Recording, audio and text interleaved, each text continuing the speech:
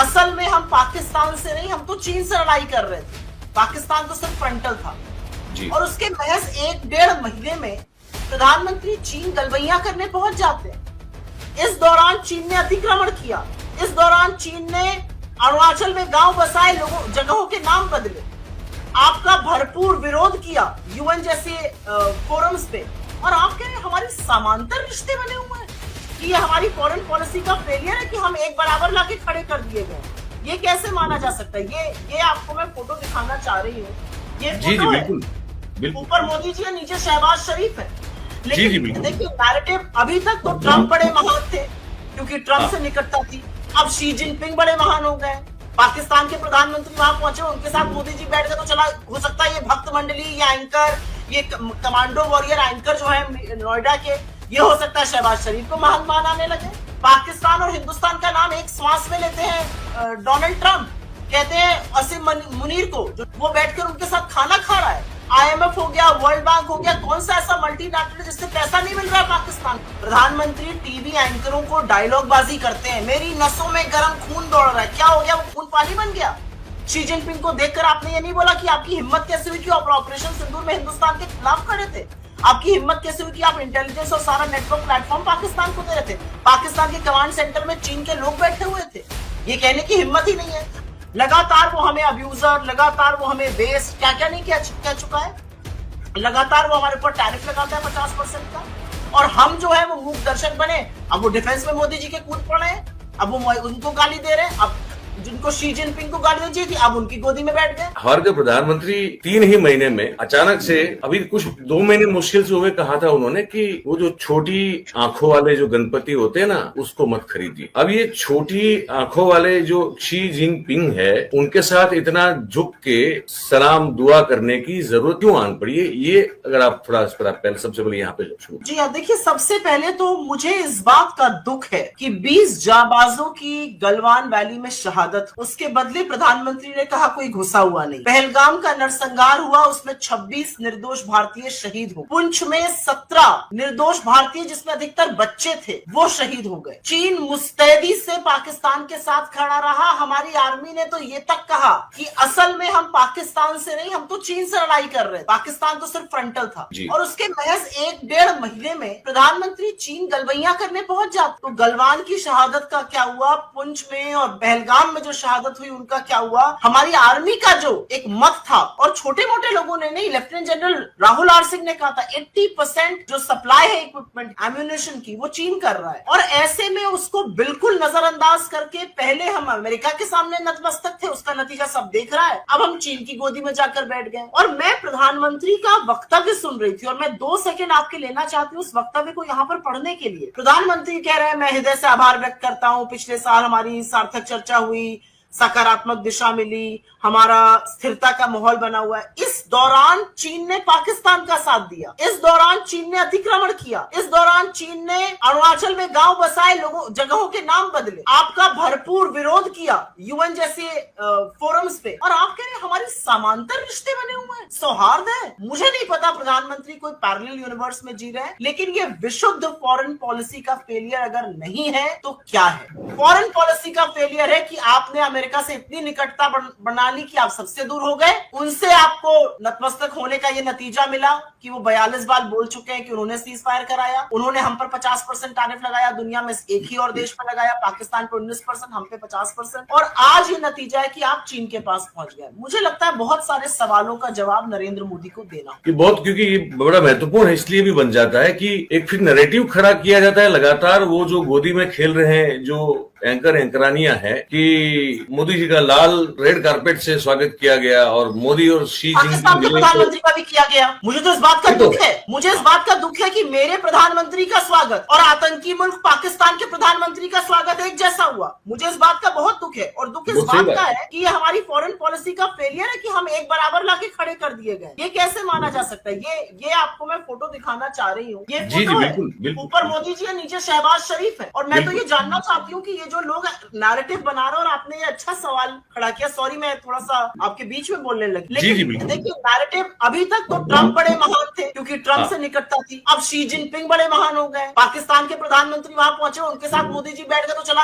हो सकता है ये भक्त मंडली, ये एंकर, ये कमांडो वॉरियर एंकर जो है नोएडा के, ये हो सकता है शहबाज शरीफ को महान मानने लगे।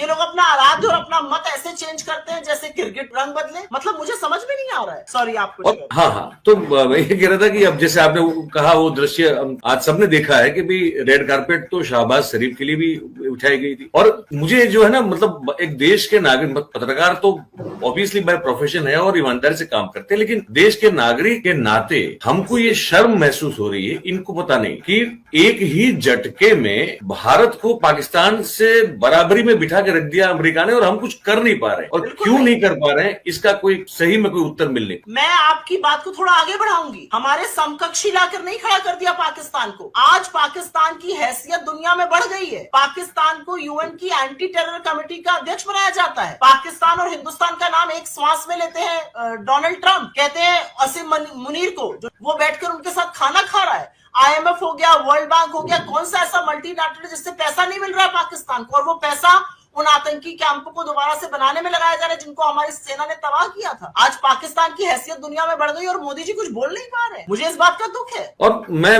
मिश्री साहब की प्रेस कॉन्फ्रेंस सुन रहा था, आपने भी सुनी होगी, कि जो बायलैटरल बातचीत हुई मतलब शी जिनपिंग और मोदी साहब के बीच में, तो यहाँ मुझे कहीं वो सुनने को नहीं मिला कि भाई हमने जो हमारे, आपने बहुत सही फरमाया कि राहुल सिंह साहब जो थे उन्होंने खुलकर जिक्र किया, एक तरह से हम तो प्रॉक्सी, चीन हमसे प्रॉक्सी वॉर लड़ रहा था, इंफॉर्मेशन को लेकर, इंटेलिजेंस को लेकर और एम्युनिशन और बाकी हर चीजों में चीन पाकिस्तान के पीछे खड़ा था। तो आज इस स्टेटमेंट में सुप्रिया जी मुझे तो कहीं वो बात सुनाई नहीं दी कि भाई इस बारे में भी प्रधानमंत्री ने अपने 56 इंच का सीना बिल्कुल और चौड़ा करते हुए और आंखों में बिल्कुल सिंदूर भर के शी जिनपिंग को कुछ कहा हो कि भैया तुम्हारी हिम्मत कैसे हुई कि तुम ये पाकिस्तान को इतनी सपोर्ट कर रहे थे। ये हुआ है क्या? पता नहीं ये हुआ है क्या?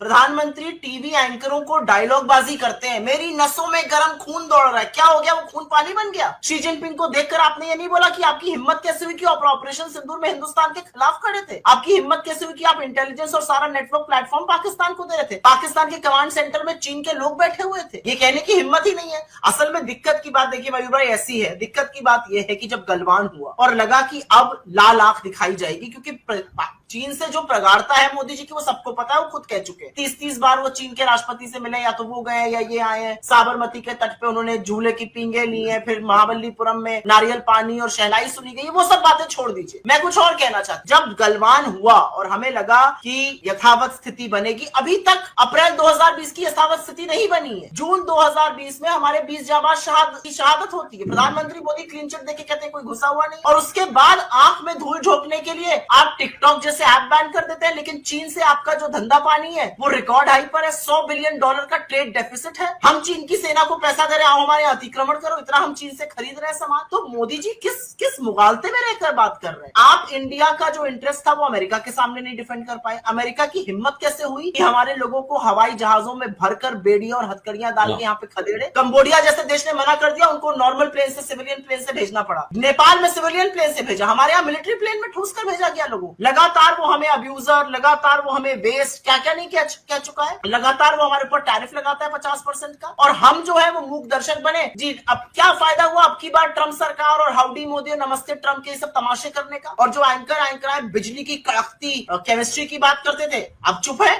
अब वो डिफेंस में मोदी जी के कूद पड़े हैं, अब वो उनको गाली दे रहे हैं। अब जिनको शी जिनपिंग को गाली दी थी अब उनकी गोदी में बैठ गए। मतलब समझ में नहीं आ रहा है मुझे, इस देश में फॉरेन पॉलिसी है, यही फर्जीवाड़ा चलता रहेगा, कुछ समझने की बात नहीं है। नहीं, आपको भी ठीक से याद होगा कि और हमारे दर्शकों को भी ये याद होना चाहिए कि जब मुख्यमंत्री थे और प्रधानमंत्री पद के उम्मीदवार थे मोदी साहब, तब उन्होंने कुछ बहुत सारे निवेदन दिए हैं। उसमें से एक निवेदन ये भी था कि चीन को आंख में आंख डाल के लाल आंख दिखानी चाहिए, लाल आंख करके जाएंगे। तो हम, ये तो हमारे यहीं से आते हैं, तो वैसे हम तो बहुत पहले से इनको जो है जानते। आप लोगों से ये शिकायत तो इस देश को रहेगी कि आपने ये किसको यहाँ पर भेज दिया। ये शिकायत तो ये देश आपसे करता है। देखिए हमने नहीं भेजा है। हम तो यहाँ भी जब थे तब भी वो सच वही लिखते थे और दिखाते थे। पर अब क्या है कि वो पूरा अलग सा मामला था। अब जैसे आज देश का माहौल है, उस समय गुजरात में पत्रकारिता का माहौल बन गया धीरे धीरे 6-7-8 से, तो लोग नहीं सुनते थे या तो हमको ये कहते थे यार तुमको कोई दिक्कत हो लगती है। हमने कहा हमको दिक्कत नहीं है, हमको दिक्कत ये है कि देश पूरा जो है वो खराब बर्बाद हो जाएगा। लेकिन उनको, अमेरिका को ये समझ में आ गया कि मोदी जी जो है